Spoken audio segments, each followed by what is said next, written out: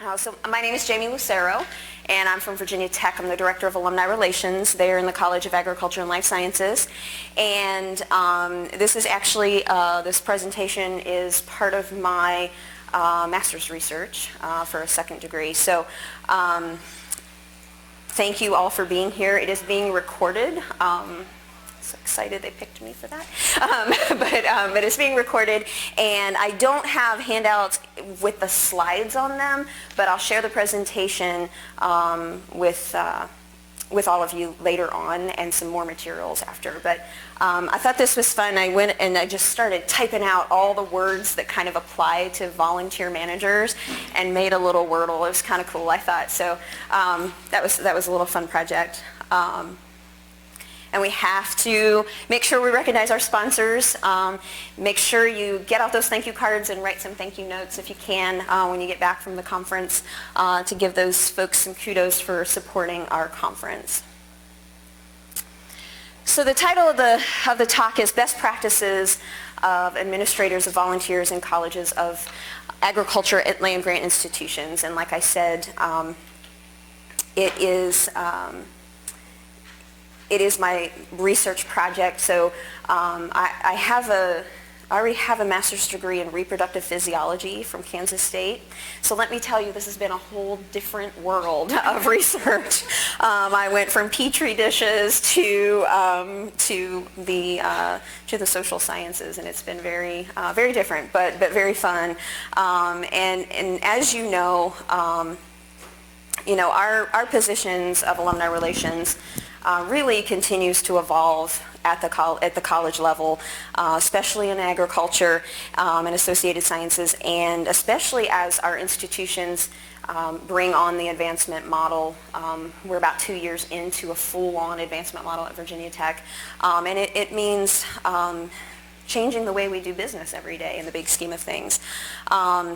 We are unique. I'm unique at my institution in having a full-on alumni organization, association, whatever you call them, in my college. So my colleagues in the other colleges don't have a group of volunteers to work with like I do. So I look to my colleagues in NAADA to provide me with ideas and resources, because we're kind of all by ourselves out there in how we work with volunteers. And I think I've been coming to NAADA for not exactly 11 years, but I've been in this role for 11 years. And it's a continuing issue at all of our beg, bar, and steal sessions in the alumni track.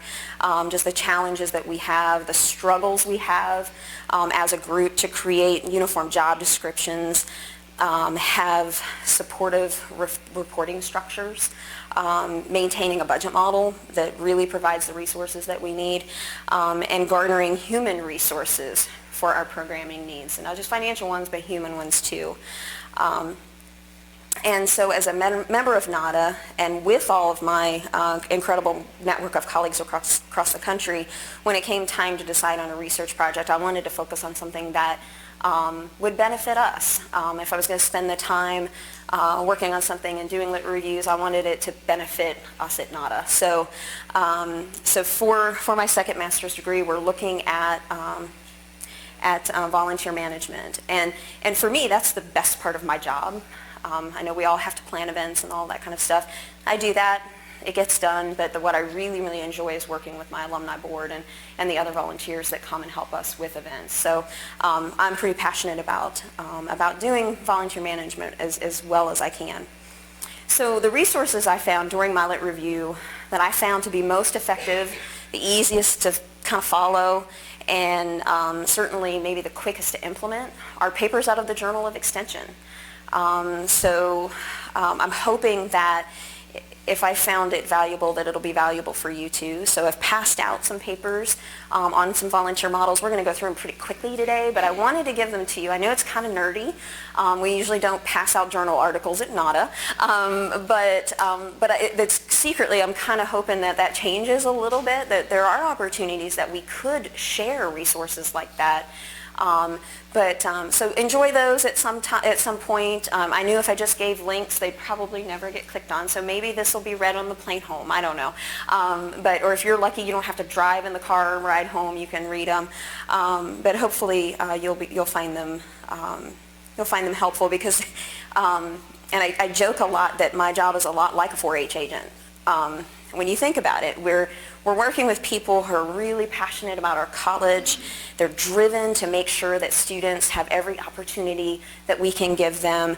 And it's really very similar to a 4-H agent's role and the volunteers that they work with in trying to reach our youth. And so, and I'm sure you're like me, you have a lot of 4-H and FFA, former 4-Hers, former FFA members who are still active in those, helping their kids and being leaders in those organizations, but are on our boards too. So you have that nice mix of folks that are often used to the kind of model that Extension uses.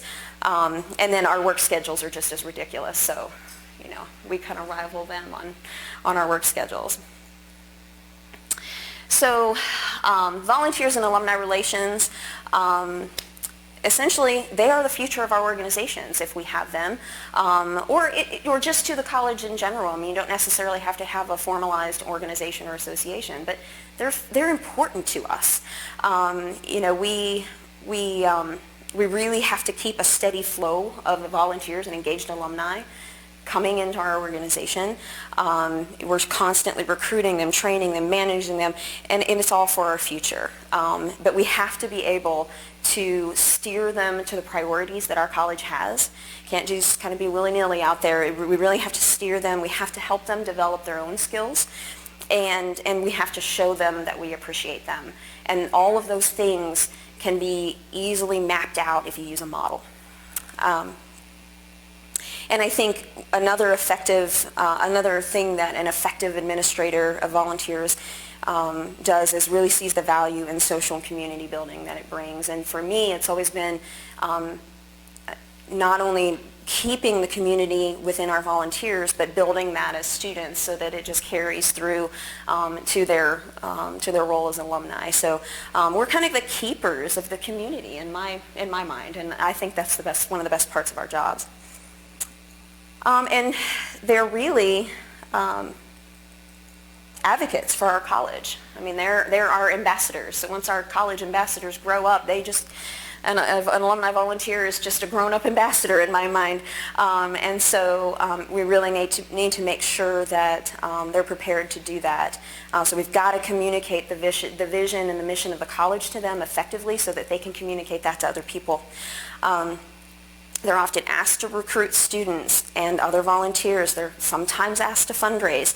And then they're asked to serve in advisory capacities to our departments for the curriculum and job skill preparation.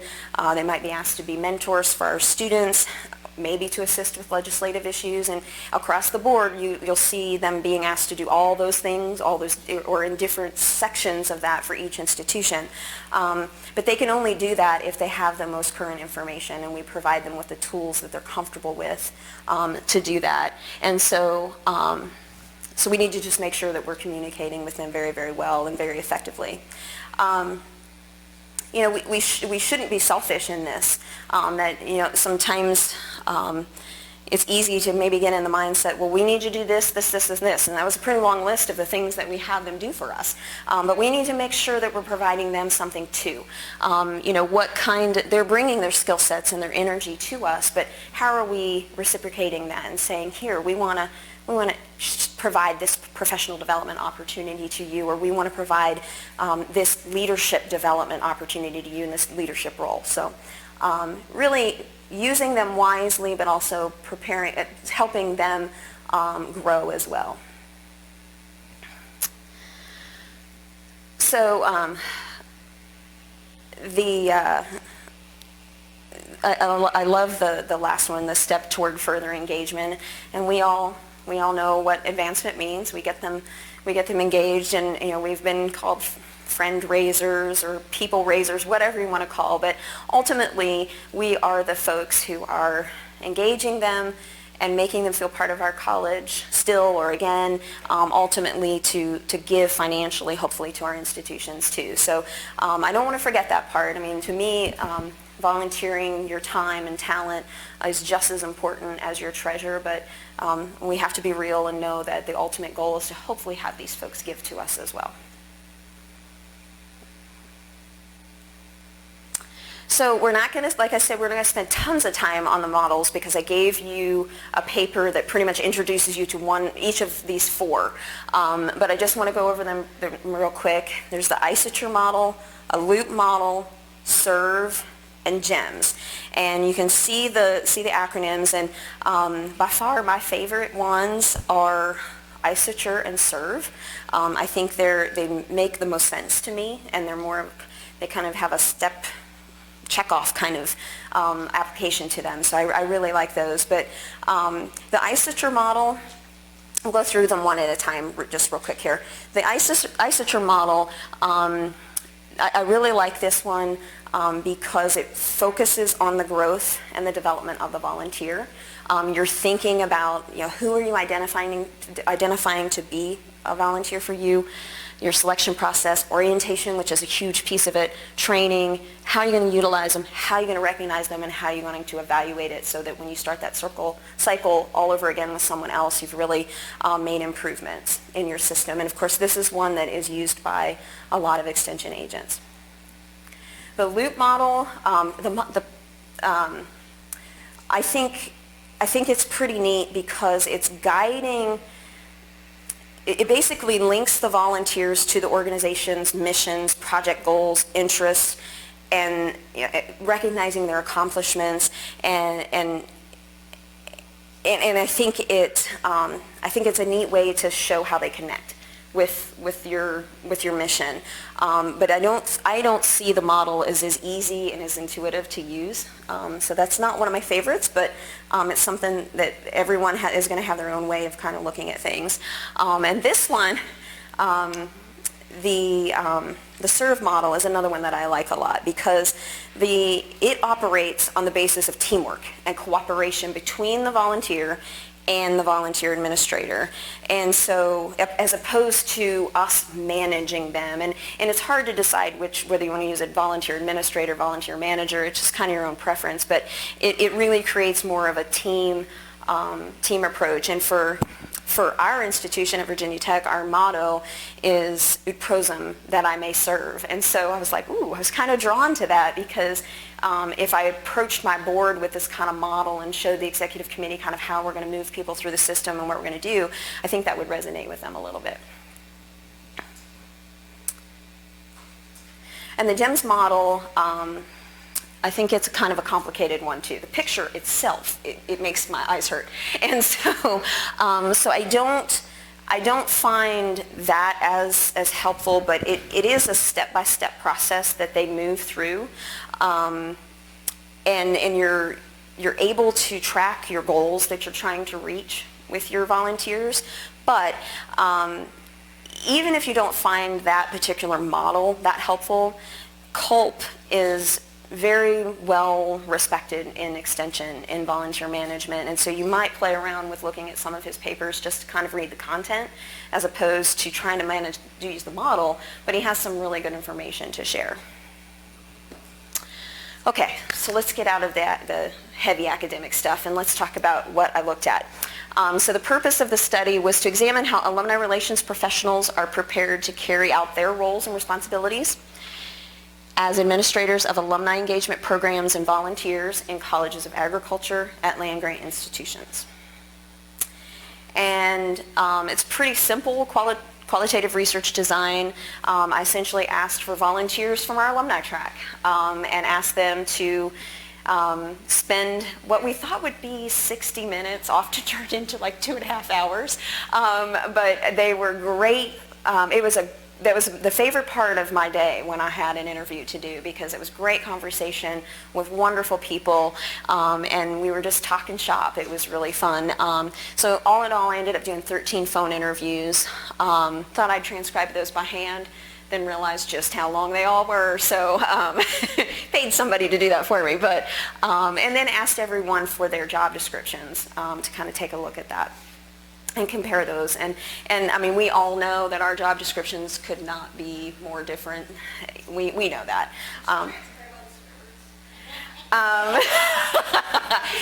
Well, you know, they will be gone through very, very finely before they're published in my thesis. How's that sound? So the first research question was how do alumni directors administer their alumni engagement programs and their associated volunteers? And so basically, and this is the question we spent a lot of time on, so I was asking them about their day-to-day interactions with volunteers, who did they consider to be volunteers, and that was different across the board too. Any models that they might use, their volunteer management models, and if they weren't familiar with those models, I kind of walked them through it so that we could get to all of the pieces of, you know, finding someone, training them, you know, all of the different pieces and parts. That way we were getting some information the same across the board.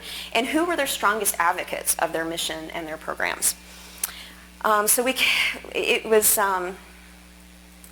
came up with some key themes across the board. As we know, we have a wide variety of board structures and recruitment methods, and none of them are perfect, none of them are correct, none of them are wrong. That wasn't the intention. It was just to kind of see what this landscape really looked like. It really runs the gamut of what director seats look like in their organizations if they have them, whether they have members at large, ex officio, who made up those seats. You know, some do blanket calls for people, some have elections, some have appointments. It was really based on the philosophy of the person running that board and the board themselves and how long they've been around, all that sort of thing. So again, it was just all over the place. But that's okay. It's not a bad thing. Everyone, though, had a pretty significant amount of board interaction on a daily basis.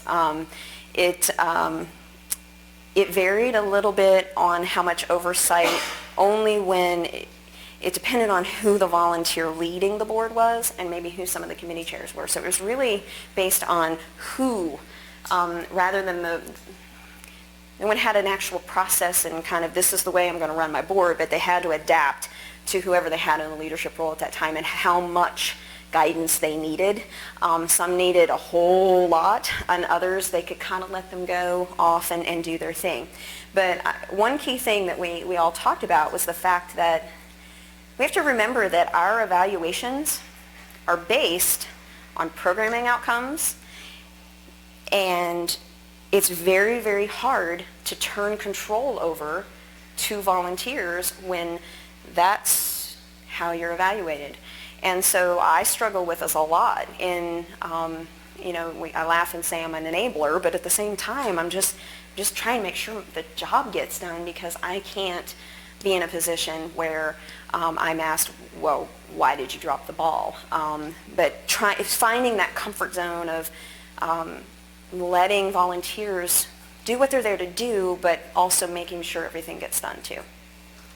As you can imagine, a range of events and activities, but a lot of similarities across the board, because we all live in beg, borrow, and steal land in NAADA, and so there may be a little difference here and there, that the name might change or whatever, but so much similarity across the board. I mean, I know all of our programming years before I started really kind of came from ideas from NAADA, and that's totally cool. Event-specific volunteers were a big theme across the board. There was a little less having faculty and students be volunteers on a regular basis, you know, with board seats and things like that, and serving on committees. It was much more consistent across the board with people having volunteers and students help at events. And so that was kind of how they were managing that particular group of folks.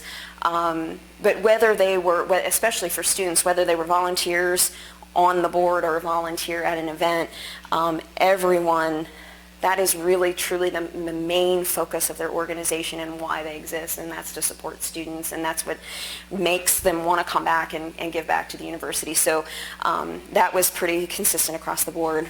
And when we got down to talking about models only, the one former extension agent in my interviews knew what I was talking about when I talked about models, and then we went down a really fun path of comparing models, but there was only one in that 13 that really kind of had their head wrapped around what a model was and how they could really utilize those. And then recognition, these were really cool. Because everybody was all over the board there too, but at the same time everybody wished they could do more. I wish they had more time to do that. But some of the things that folks were telling me, there were tiered programs. So they were giving recognition according to length of service. So I really liked that. So everybody's just not getting a mug or whatever you might give them, but you're starting to kind of give credit for longevity in that way. Letting them select their own recognition item, which I thought was totally cool. They kind of give them an option and let them pick. And I thought, well, heck yeah. I mean, maybe somebody doesn't want a polo, you know. So things like that. So it was really nice. And they were nice gifts, and it gave them, you know, they got to pick. So I thought that was kind of neat.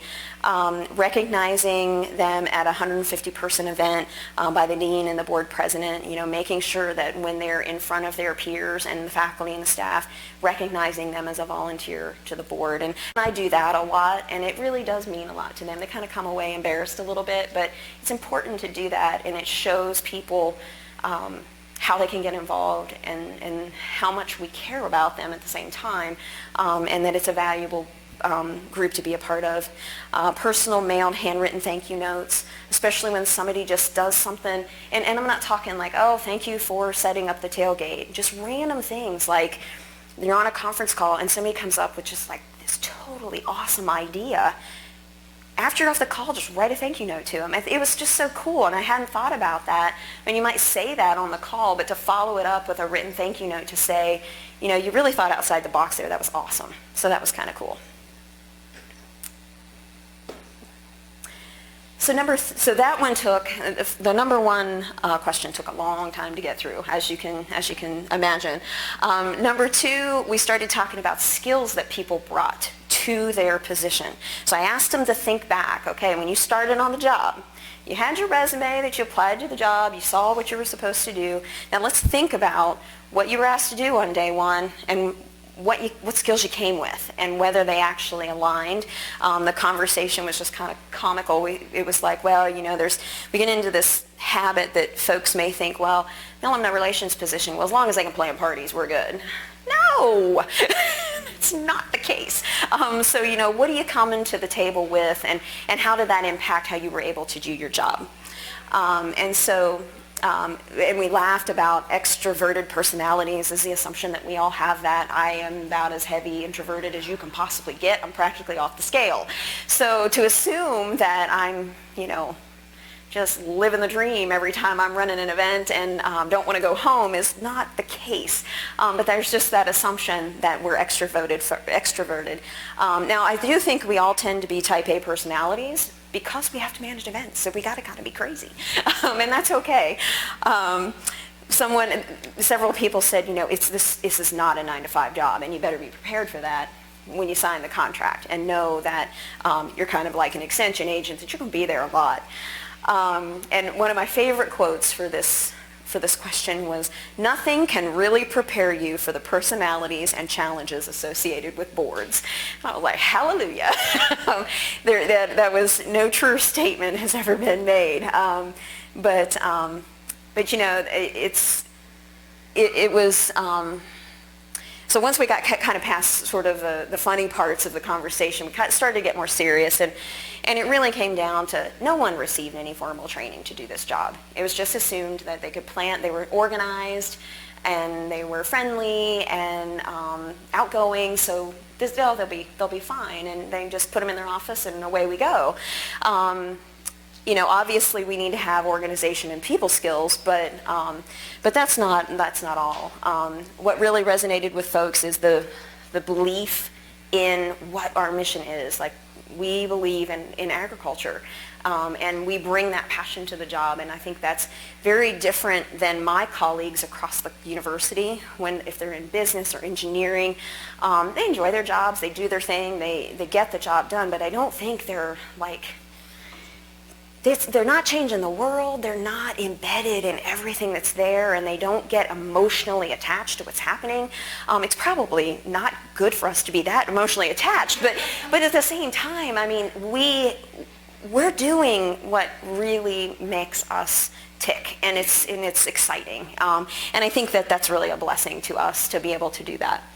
The ability to think on the fly, I mean, we've all had to do that. You know, caterer doesn't show up, whatever might happen, you know. I'll give it away if I say this one example, so I don't want to say it, but it's really funny. I'll keep it. I'll chuckle with the person who said it later. And then, of course, event planning and budgeting. And budgeting, I think, is one that I think sometimes folks don't really tightly put the two together.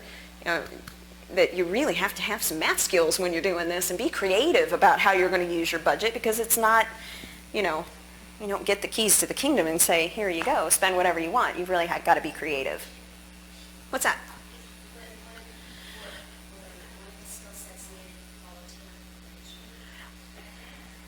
Not always. And certainly not in the sense of how many skills we needed. You know, has worked with volunteers. I mean, I remember my job description, I think it said something about working with volunteers, and when I told them, oh, well, you know, I served on a symphony board, and I ran some volunteers from the symphony board when we had our gala and our silent auction. That is not the same thing as running a board. I mean, it's just not. But yet they looked at that as, oh, great, yeah, she can handle this. And so I think that there's things in there, but it's not anything like what we really have to be prepared to do. And so then it becomes really unfair to not provide any training when you're just throwing people into the situation. And it's just because, I think it's because the deans, the associate deans, the folks who are hiring us, if you don't have enough representation from a central alumni office and who gets volunteers and chapters and clubs, if you don't have that on a search committee, they don't get what it takes to manage volunteers. So I think that's the disconnect. So number 3, man, sorry guys, I'm talking a lot. I want to make sure we get to some discussion questions. So I'm just going to keep cranking on through. If you do have a question, just raise your hand. But I've got some discussion questions I want us to do. So the third question is, who are we identifying to help us accomplish our goals? So who are our advocates out there? Who are we working with? And it was surprising to me that there wasn't as much interaction with faculty as I thought there would be across the board. I interact with faculty a lot. They serve on my board. There's 13 members of the faculty who are on my board, serve committees. They chair committees sometimes if they're an alum and a faculty member. Yeah. We have 16 board seats for alums. And then we have member at large, and we're up about 6 to 8 or so of that. And then ex officio, which includes all of advancement essentially, our dean and associate dean, and then our department reps who make up 13. And so, I mean, it's a massive board, but at the same time, what a great group of volunteers, and they all bring different skill sets, and I can kind of I always have somebody there to help with whatever we're trying to accomplish, and lots of different points of view. But I was kind of surprised that there wasn't a lot of interaction with faculty. One of the key groups that came up several times were advocates who are society members, and several institutions do have some societies that they've started to kind of continue to recognize their award recipients and their past presidents. And so these are folks that were interested in what was going on. They're former volunteers, but they're done with the board. They need something else. They need the next step. And so that's a great way to keep them engaged. And there were several people who really were really proud of what they were able to do in keeping people engaged in that way, and then having more ambassadors out there to advocate for them. Advancement colleagues were advocates, industry groups, administration, the central alumni office for some. Not everybody has the benefit to be well ingrained in the university alumni office, which is very disappointing. It's sad, I think. but some have great relationships. Utilizing extension colleagues, for me, I make sure if I'm going to go to some part of the state, I'm contacting our ag research directors, I'm contacting our extension agents in the area to help us get folks to an event or help me find a caterer, whatever it might be. But really, our extension colleagues are really important to our mission of accomplishing this, and they can help us find volunteers. They're just really important folks. And of course, our students are part of our advocates as well. So number 4 was looking at communication strategies. And honestly, this didn't really surprise me. I knew what was going to come out of this, but I thought, man, if there was something really cool that we might pull out of it, that would be kind of neat. But it really was, email, social media, phone, text, e-newsletters, magazines, web, and really when you looked at it, everything was budget-driven. It was skills-driven, especially when there's not a communication shop or the communication shop is not working with the alumni relations person. So if among your volunteer management skills, your budgeting skills, your event planning skills, now you also have to design magazines and design newsletters and write copy and you're adding all of that in, you can only do so much. And so it was kind of across the board on the resources people had available to them on how they're communicating with their alums. But it was in the same, we all use the same stuff, but to what level was very dependent on what kind of money and skills we have. One thing I do want to point out, the folks who were most strategic on this were the folks who really have access to data analytics, and they know who they're sending stuff to, they know who's reading stuff, they get a good handle on what kind of content people like, and so for us at Virginia Tech, data analytics at this point is pretty pathetic, but with Blackbaud coming on board next month and the ways that we're looking at data differently and the things that we're planning to track, it should be easier to have some analytics and be able to track things and who's getting what and who doesn't want to get what or whatever it might be. But if you have an opportunity to include data analytics, do that. And I'm not sure how many folks were in Catherine's session yesterday with, I think it was yesterday, was it yesterday or the day before?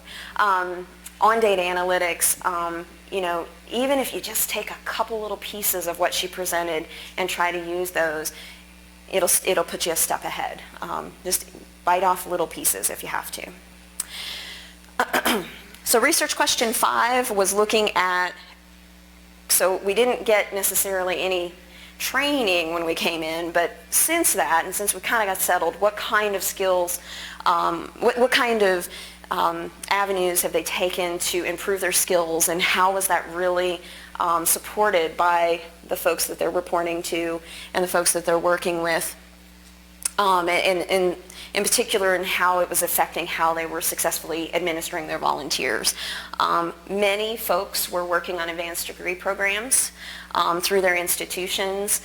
Most people had it paid for, which was pretty nice in some fashion, so many people were taking advantage of that. Taking lots of computer skill courses because, you have to learn InDesign if you're going to do that. So they're taking those classes, taking leadership development programs offered either by the institution or outside in the community. There were several folks who had done that, NAADA, of course, and it varied across the group of how involved people were with CASE. I think it depends a little bit about your district, which area of the country you're in, how strong that case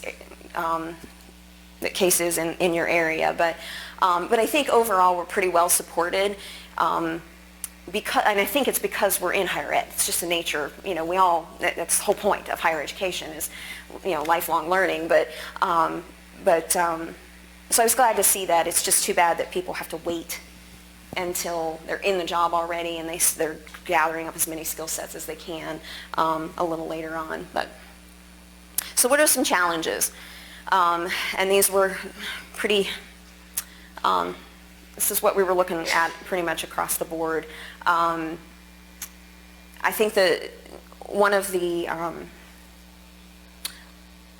challenges is because we have such a wide variation of what our positions are to each of our institutions, it makes it hard. And our jobs are based on the goals of the college, our reporting structure, which is all over the place. If you have a board, or if you're more donor-centric, so if you're less about, maybe you want to do more volunteer management, but they really want you to work on the annual fund, that sort of thing. And how much time you spend advising student organizations, because that was all over the board too. Some did, some didn't. And if they were involved, how much time did that take? And that essentially boils down to human resources. How much time can you possibly devote to this? People did express challenges with lack of collaboration across the institution, across the college, within their advancement model, or if they didn't have one, just with colleagues. We basically have little to no authority. I do tell my dean what to do from time to time, but it's not really important stuff in the big scheme of things. So, we're not necessarily in a hierarchy that we can make decisions. We're waiting usually for others to say yes or no, and that makes our jobs very difficult. Location of the office space, those folks who were housed within their advancement suites were much more positive about collaboration and advocates and teamwork than those who are housed down a hallway somewhere off by themselves. Trying to be everything to everyone. I think Kirby mentioned this in our track networking session. You become this person that everyone just goes to. Oh, well, they can do it. And our deans are very guilty of setting us up for that. And so, trying to do that while you're trying to do the job that you're supposed to be doing. Being adaptive versus strategic. And I kind of alluded to that a second ago, but really staying on course with a work plan. Saying no to the things that do not align to your mission and goals. And being able to say no. And it's tied to not having much authority, but really trying to say, look, this is our board exists and our organization exists because you wanted us to address these goals of the institution or of the college. We've established this work plan. This is what we need to stick to. And so having a way to make sure that happens. Like I said, variations of our positions makes it very hard. And dues versus no dues. That's a big part of how you communicate with your alums too. How much money do you have? Are you trying to recruit members, or are you just trying to recruit volunteers? That puts a whole spin on things that makes it kind of complicated. Not using a volunteer management model. I saw that as something that was hindering a lot of people's work, not having some structure to go by. Diversity. Everybody's trying to make their boards and organizations more inclusive and diverse, and that is very hard, and I have a very hard time doing that in our college. There are not that many diverse alumni when they won't count the Asian population, and they won't count women toward my diversity efforts. And so we're in agriculture, folks, and I try to say, and this is coming from the central office, that doesn't count. Well, I'm pretty proud of the fact that I have several young women on our board, but that isn't meeting the goals that they've set centrally. So that makes it a challenge. Personalities, isn't that fun? That's a super challenge that we all have to work through. Motivating your committee chairs and the volunteers' goals, so keeping everybody chugging along toward the direction everybody needs to be working on.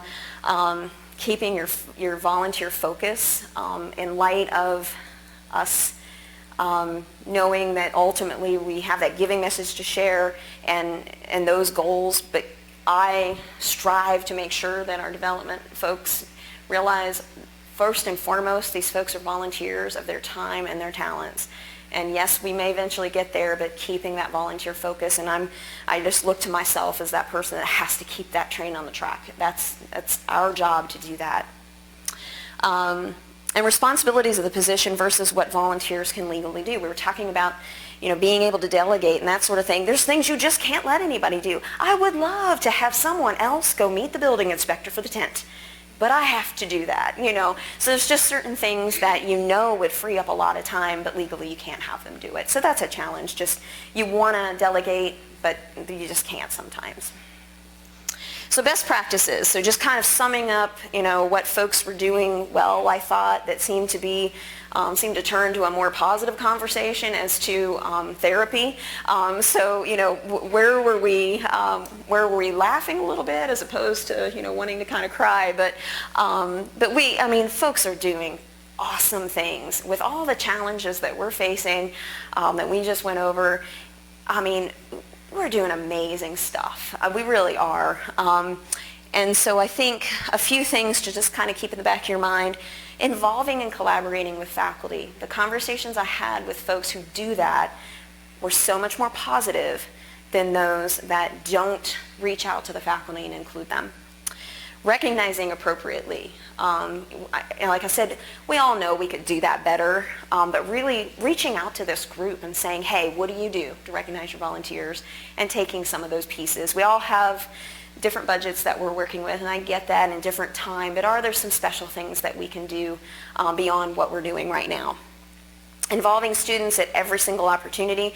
That's a no-brainer, right? They want to see I always chuckle and I'm like, they want to see students. They don't talk to me, you know, and they love our dean, but they'd rather see students too. And so, you know, making sure they're meeting with students when they're coming on campus for events or coming on campus for your board meetings. We have students on our board at Virginia Tech, and it makes those students feel so special. And if you get the right ones, they can make headways with your committees like nobody else can. Our students, I ask them, you know, I really want you to serve on the committees where we're planning events for students, because we don't know what you want. You've got to tell us. And so if you get the right students, they'll do that for you. And it's a great way to have them interact with alums. Using analytics, we just have to do that, and do whatever you can with the resources that you have.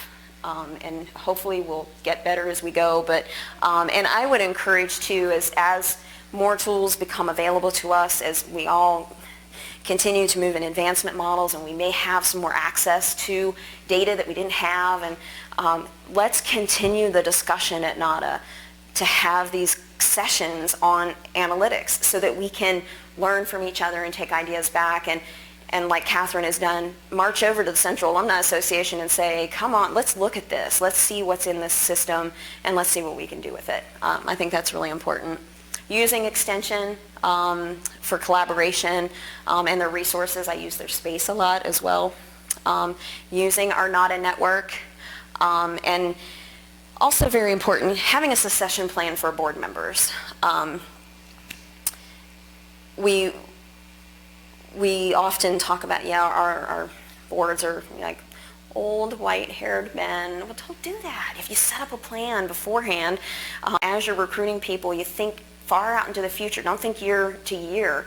Think about what you want your board to look like in 5 years. Who do you want your leadership to be in 5 years? You got to set them up now. You have to bring people in so they can understand the organization, understand the function of the board, so that when you want them to be the president, they can lead and they can do it well.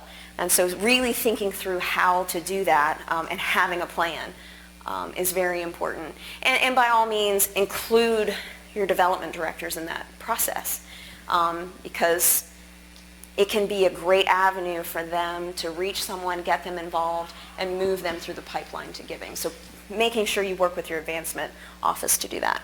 So next steps. I think we have lots of topics for our administrators to address, don't we? Lots of things to generate some discussion, and they have some fun conversations over our annual evaluations. Trying to, even if you don't have a structured formal advancement model, try to make it one. We just started ours at Virginia Tech 2 years ago, but after the Kentucky conference, we were all standing around at a cocktail table in a reception, and we looked at each other and we said, you know what? Why are we in different buildings? This is silly. Why am I in the structure of the college the way I was in academic programs? We need to be together. And so within a month, I had moved my office, I had changed my reporting structure within the college, and we made our own advancement model. before it was cool at Virginia Tech, College of Ag and Life Sciences was an advancement model, so we'd like to remind everybody of that too. Having more virtual coffee breaks and conference sessions on topics like this, even specifically about volunteer management models. I've talked to Tina a little bit. I've talked to our volunteer manager in Extension at Virginia Tech and said, would you do a conference or do a virtual coffee break with us and teach us about these models? And you've used them, like really used them, and you train other people. Share that with us, and I think we're going to be able to do that. And trying to empower people more than enabling people, trying to delegate where we can.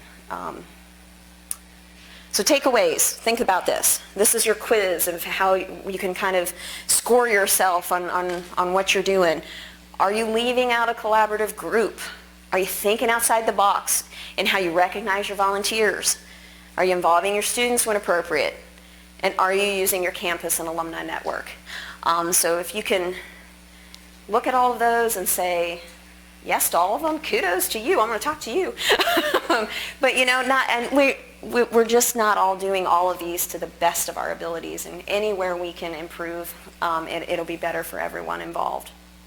So what I want to do now, that's kind of the gist of all of those fun interviews and whatnot. I want us to have some discussion because we love that in this track. We love to talk. So we're just going to go down a couple of questions real quick. We have about 15 minutes, so I think I have 5 questions. We'll move through them pretty quickly, but here's some extra takeaways. Are you relying on your NAADA network? Are you using these resources? I want to go over this just real quick. Think beyond NAADA. There's some really cool resources. Jillian introduced me to Board Source. There's Energize, which is just for nonprofit volunteers, but you can dig some cool stuff out of there. Resources and books. I've got a bookshelf covered in books about volunteer management, and a lot of the people that are referenced in those papers are writing those books and vice versa. And so, I've decided that my next fiscal year, I am going to devote an hour a day in my office to reading something related to my job. I'm just going to do it. I'm going to block it in my calendar, and everyone will be better off for it if I can keep learning. But I have to make that effort to do that. But there are so many good materials out there that I think we all get so busy and so overwhelmed that we don't utilize them. But I think in the end it would make all of our positions much more effective. All right, so discussion 1. Now this could open up a whole can of worms, okay? So, okay, think back to what challenges I found. Can you think of any other ones you want to add to the list? Because the next question is, how do you think we might be able to address it? And so maybe we'll have an answer in the room that can kind of help you. So think beyond the challenges we already talked about. Are there others that you have that we might be able to help with in this room? There's got to be something. Wait. That is and that's a challenge in itself. That's a decision you have to make. Are you going to manage your board, or is your board going to manage you? Mm-hmm. What's that balance? When is that balance? Because I'm always checking myself as to whether I'm being too overbearing on the decisions they're making. You have to guide them, but you have to also let them have ownership of what they're doing. So that is a really tricky balance. And yes, again, it comes back to it's my paycheck we're talking about, folks. But at the same time, you have to respect the wishes of volunteers. And as long as they're moving along the mission that you have and in line with your work plan, if you have one, it's okay to maybe let them manage you a little bit. But yeah, any other suggestions for that? My challenge is a board that has become all things to all people. It's the development board, Mm-hmm. It's the alumni board, it's our constituent relations sort of lobbying board. It's unwieldy. Yeah, right. I have some thoughts, but I'll let somebody else go. Anybody have some suggestions for that? Danya? Well, my board, I'm not just. We're recording it. Okay. We need to get you just a moment. My board is guided by their own strategic plan. I mean, everything they do has to fit in one of the buckets that they've self-identified on that strategic plan. And so I walked them through, and we only did this 2 years ago, and it wasn't because of what you addressed. We actually have other boards. We have an advancement team that works in their advancement boards in different departments. We have a Dean's Advisory Council, which is separate, and we have a separate grassroots organization for the lobbying and political activity that we do. But my board had become a little muddied as far as why do we do what we do. We didn't create anything that was groundbreaking or anything that you all couldn't do in 15 minutes here to say what my board should do. But it was incredibly important to walk them through it and have them say it. And so come up with their reason for being, their mission statement, and then strategic objectives. We developed 4 strategic objectives. Everything we do has to fit in one of those buckets. So that would be my thought as to how you could refocus your board members. Then they have the power to say no to some of these things that maybe you don't within the institutional structure. When someone puts something on you, your volunteers can can help you to focus that effort and say, no, that's not within our scope. Right. I think in addition to that, having the strategic plan and the buckets, and a couple of years ago we did a session on work plans, and I kept referencing that because it has become my life, essentially. We have a work plan for NAADA, we have a work plan for my board, and when I say your work plan, I mean your board's work plan. We all have our individual work plans, of course, and I've got one of those too. My world is just work plans, but making sure you're using that and utilizing that to divide things into committees, because I think that kind of goes into, the expectation they had when they joined your board to begin with. Why did they join? Why do they want to be involved?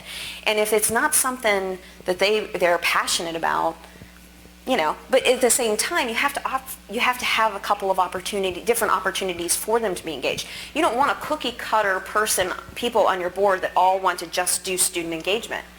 You want diversity on your board of ideas, of having student engagement, young alumni engagement, more seasoned veteran alumni engagement, awards and recognition. So if you start to think in terms of committees and having them put themselves in places on those committees that work for them, they're using their skill sets. So and being, I think, upfront with the folks who are yanking on them to come to everything and be everything to them, communicating with them, well, this is their strategic plan, their work plan, whatever it might be. And so maybe it's not the entire board that comes to something or is a focus group. Maybe a particular committee fits that really nicely, and it's within their frame of work in the work plan, and you engage 6 people instead of all 30. It's cheaper along the way around anyway, so maybe having that kind of structure too, so that you don't have to have all those boards, because that's expensive and it's a lot for a lot of people to manage. But how can you utilize that one board in different ways, but not expecting everybody to have that responsibility? And if you, working with extension, all the extension models, working with extension could help you get to that work plan or strategic plan. Christina. We have a strategic plan as well, thanks to Jillian. Jillian. But I also know that as leadership changes and goals change and things like that, there are things that we are looked to as an alumni association to support our college, and so there's got to be some flexibility in that. And so we used to have student recruitment as part of our goals. It went away, and now it's back. And so the decisions and the planning and the organizing are all great, because we do want to fit those buckets and we do want to make sure that we're reaching those goals. And my board is so thoroughly engaged because they've set the goals, they have the plan, they're following the plan. I'm trying to keep up with them most days, but it's their vision. And so even though I'm helping guide that vision, we also have to be flexible in other people's visions and how that strategic plan can change, midstream as well. So. and for me too, because we are very connected to Central alumni and Central advancement, the mission of those of that part of the institution also guides what I'm having to do.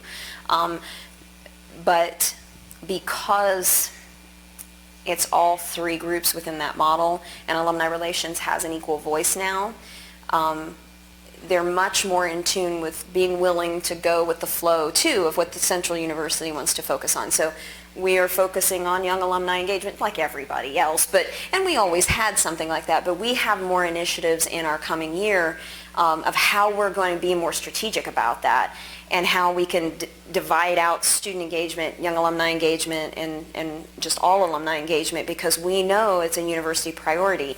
And so we're a part of that team, and we're not just in the college, but we're a part of the university, so we have a responsibility to make sure that we're kind of on that train too. And so they feel a part of the bigger picture as well.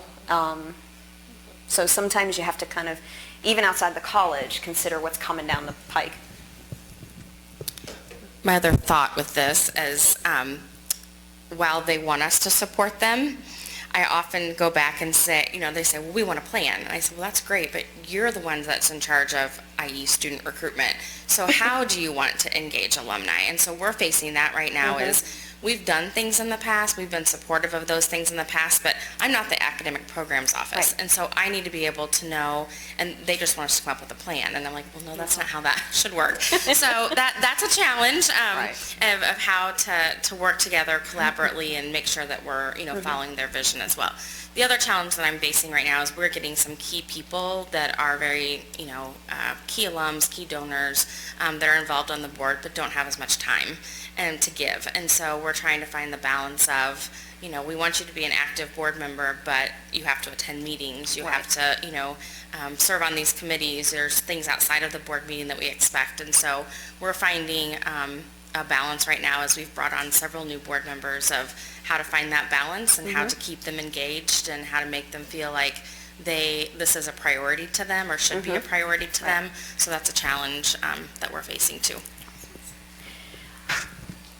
We have 2 minutes, but I know it's over so fast. But I want to share something with you that I'm hoping that I can maybe share next year. Yeah, we'll see. So as part of we didn't get to all of our questions, but it's okay. We'll be fine. But I wanted to share with you, I was tasked with developing a volunteer management plan for the institution. And so looking at the big picture, not just how are we working with chapter volunteers and how are we working with board volunteers, but the big picture of what do we do with volunteers at Virginia Tech, and how do we engage them the way they want to be engaged, how do we keep them engaged, how do we move them through boards, how do we get them to give.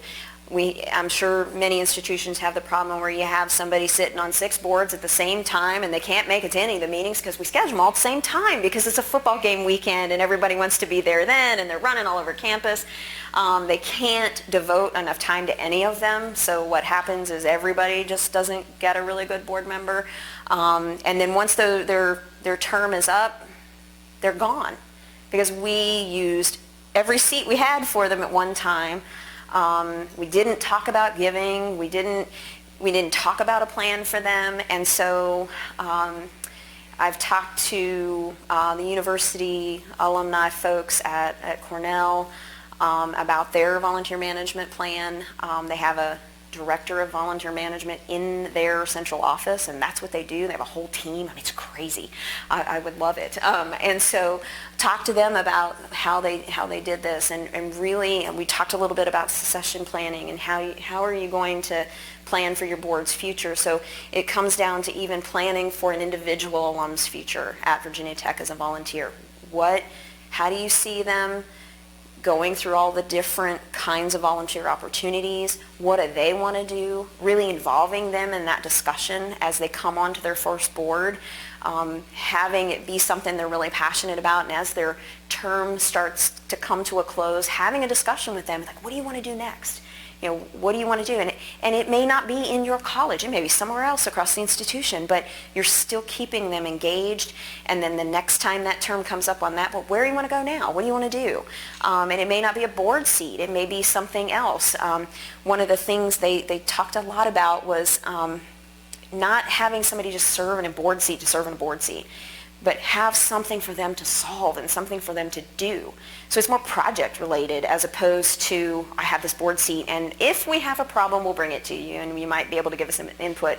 But identifying the issue, the problem that you have and saying, we need some alums to help us solve this. And it may be a shorter term. It may take a longer time. It just depends on how big the problem is that you need help solving, but actually giving them something to do. Because how many times have you seen boards that come to campus, they get talked at, they get fed, and they go home? And then they say, well, what? Nobody asked me. I have all these skills. Why didn't they ask me about it? Why didn't they ask my opinion? And so I'm super excited to be working on that project. And we'll be tracking all of this in Blackbaud and, moving them through the pipeline, but now it's not just talking about moving people from a volunteer, of young alumni to, engaged alums and then the pipeline to giving, but really a pipeline for an individual on how they can serve the institution in all the ways and across their lifetime if they so choose, as opposed to board term limits, that sort of thing. So I'm hoping that I can share that with all of you next year and that it would be helpful. So. All right, any other questions? We're already 2 minutes past, I'm sorry. Thank you all for being here. I appreciate it.